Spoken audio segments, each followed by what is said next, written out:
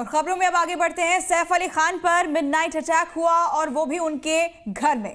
इस मामले की जांच पुलिस कर रही है। आरोपी की पहचान हो चुकी है। इतना ही नहीं, आरोपी की सीसीटीवी फुटेज भी सामने आ चुकी है। लेकिन इसी दौरान सैफ पर हुए हमले को लेकर पाकिस्तान में माहौल बनने लगा है। चंद पाकिस्तानियों ने सोशल मीडिया पर प्रोपेगेंडा फैलाना शुरू कर दिया है। सैफ अली खान पर हुए इस अटैक को मजहबी रंग देना शुरू किया गया है और प्रोपेगेंडा फैलाने वाली फहरिस्त में सबसे पहला नाम था पाकिस्तान के पूर्व मंत्री फवाद चौधरी का, जो फिलहाल हाशिए पर है और पाकिस्तान में कोई पूछ भी नहीं रहा है उन्हें। मगर हाशिए के सदमे से उबरने की बजाय फवाद चौधरी अपनी जहरीली जुबान चला रहे हैं। कैसे, दिखाते हैं आपको इस रिपोर्ट के जरिए।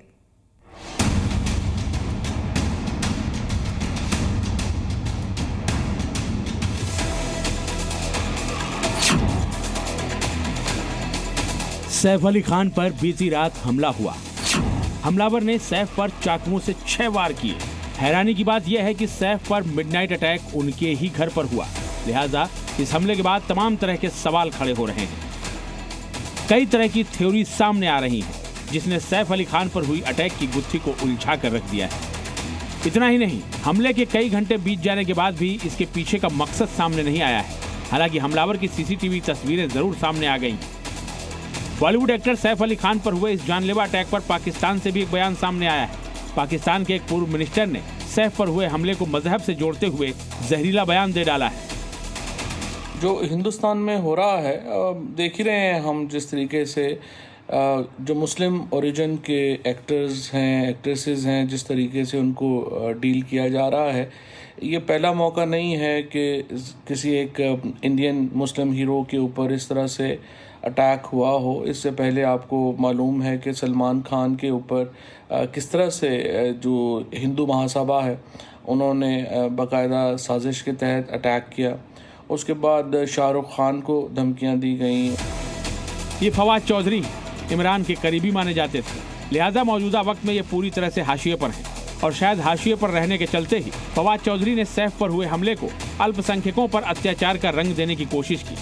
पाकिस्तान में बैठकर हिंदू मुसलमानों को भड़काने की कोशिश की। जब से ये हिंदू महासभा का राइज हुआ है, जब से नरेंद्र मोदी साहब जो हैं वो इस पक्ष पे पहुंचे हैं, उसके बाद से हम देख रहे हैं कि कोई भी खुद को महफूज नहीं समझता।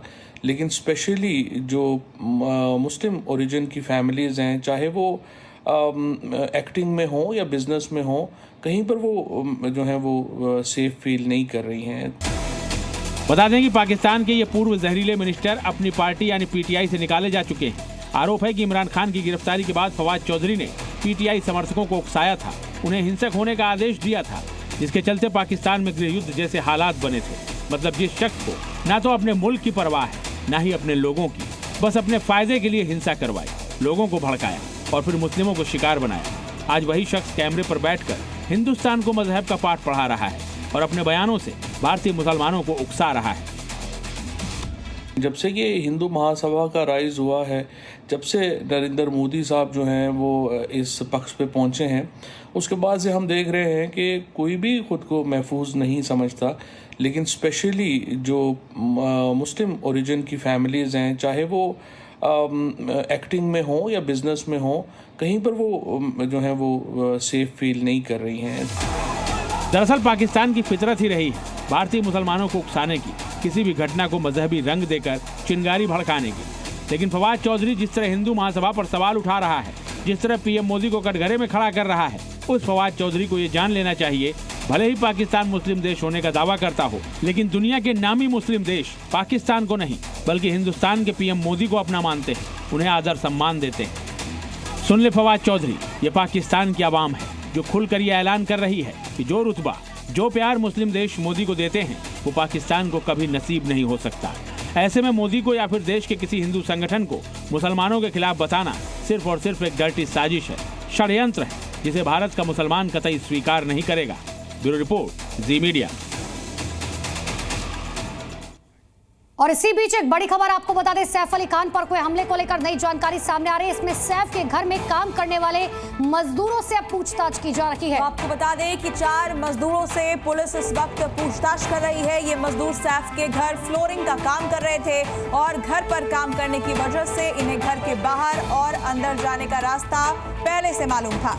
ऐसे में पुलिस ये जानने की भी कोशिश कर रही है कि कहीं इनकी मदद से तो चोर घर में दाखिल नहीं हुआ था। ये हमलावर की तस्वीर आपको दिखा रहे हैं। देर रात परसों सैफ अली खान के घर पर यह हमलावर घुसता है और उसके बाद सैफ अली खान पर 6 बार ताबड़तोड़ चाकू से हमला किया गया। हालांकि सैफ अली खान अब ठीक हैं, जो जानकारी उनकी टीम की तरफ से दी गई है, हालांकि उनकी सर्जरी की गई है, लेकिन अब इस पूरे मामले में रोजाना नए खुलासे हो रहे हैं।